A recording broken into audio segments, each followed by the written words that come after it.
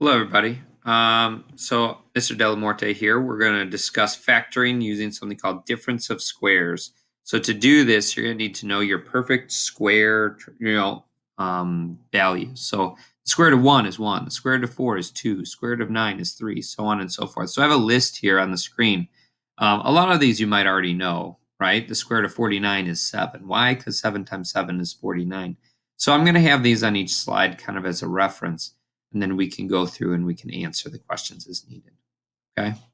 So when I have a difference of squares, okay, I'm going to do a little bit more writing than what's necessary, but I want you to see that 4x squared, well, 4 is a perfect square.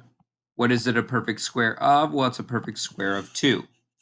So I know that this is 2x squared, and then 25 is a perfect square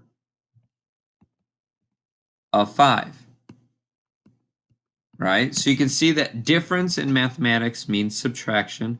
I have a subtraction of 2 perfect squares. Whenever you have a subtraction of 2 perfect squares, we can write our answer like the following. I'm going to make my 2 groups. I'm going to split up 4x squared into 2x and 2x. And then I'm going to say plus 5 and minus 5. And this would be my answer. Now, how did I know what numbers to put in there? Well, I used the numbers that were being squared. So whenever you have a difference of squares, my final answer will always have a factor with a plus and a factor with a minus. 2x plus 5 and 2x minus 5. So let's see another example just so you can, we have a few examples here that you can use. So again, if you just have x squared, that's a 1x squared. So the square root of 1 is 1, right? So we can write this as 1x squared. And then 16 is just 4 squared. Okay? So the way that I would write my factored form, make my groups. So I have my first term plus 4, and then my first term minus the 4, and that gives me my factored form for difference of squares. Again, in mathematics, difference is subtraction of 2 perfect squares. Okay. Do another one.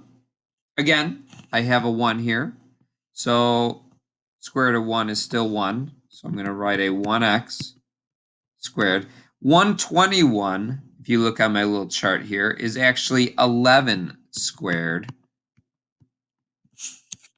So if I write this, my function in factored form would be a 1x plus 11 and a 1x minus 11. And that is my factored form. Okay. Again, more examples. Practice makes perfect. Feel free to pause, rewind, fast forward as needed. Okay. 25 is just 5 squared. 144 is 12 squared. So if I write this in factored form, I'm going to have a 5x plus 12 and then a 5x minus 12. And ladies and gentlemen, that is my factored form. Okay? Now, I want you to take a look at this problem. If you look, 2 is not one of my square roots. Neither is 50. Okay, I need both of these values, 2 and 50, to both be perfect squares. Otherwise, it's not a difference of squares. So what we have to watch out for is sometimes what we call a greatest common factor. So if you look at both of these terms, if you see they both have x's, and not only do they both have x's, but they can both be divided by 2. Ooh, sorry about that. Let me go back. So if I do this, my function can be written as 2x, right? And then if I divide out a 2x, 2 divided by 2 is a 1, x squared. 50 divided by 2 is a negative 25. X divided by x, there wouldn't be any x's left. But now look at what we have in those brackets. If you notice, I have a 1x squared, which is a perfect square, 1x squared, right? 1 is a perfect square, x squared is a perfect square, and 25 is a perfect square, right? So I can write this as 1x plus 5 and 1x minus 5.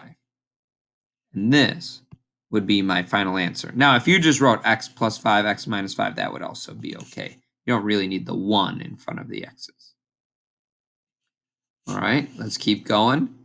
Again, 3 is not a perfect square. 9 is, but 3 is not. 300 is also not on my table.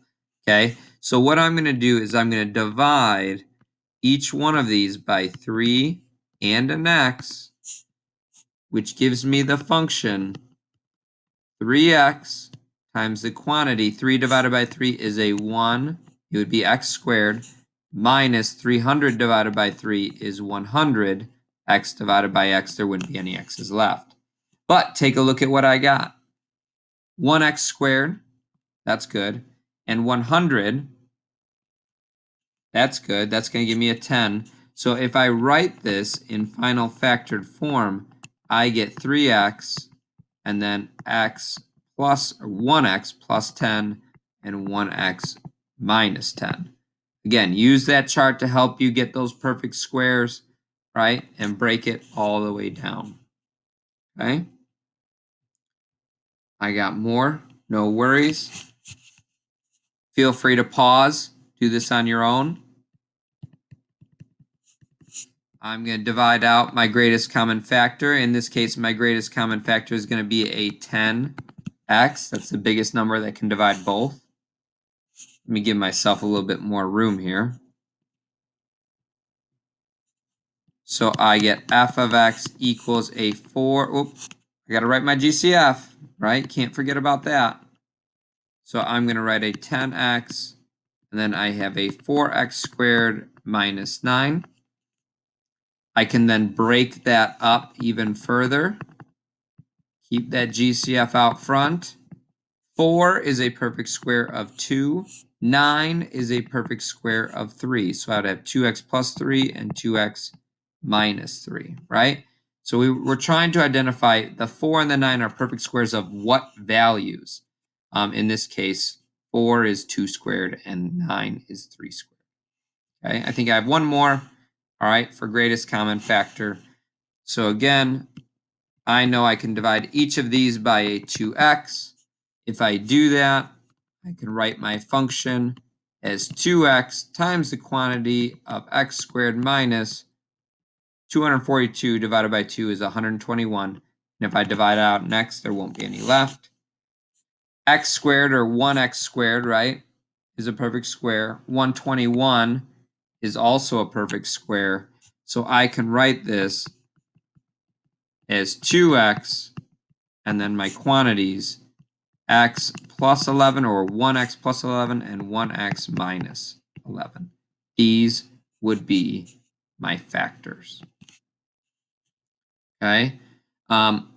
So what we'll do after we go through this in class, we'll do a little review of everything that we've known so far before I teach anything new. We're not done learning a little bit about factoring, but today's goal was to teach you about the greatest common factor with difference of squares. Okay, so I want you to put those two concepts together. Feel free to rewind, rewatch this video as needed. And if you need anything, shoot me an email. Have a good day, guys.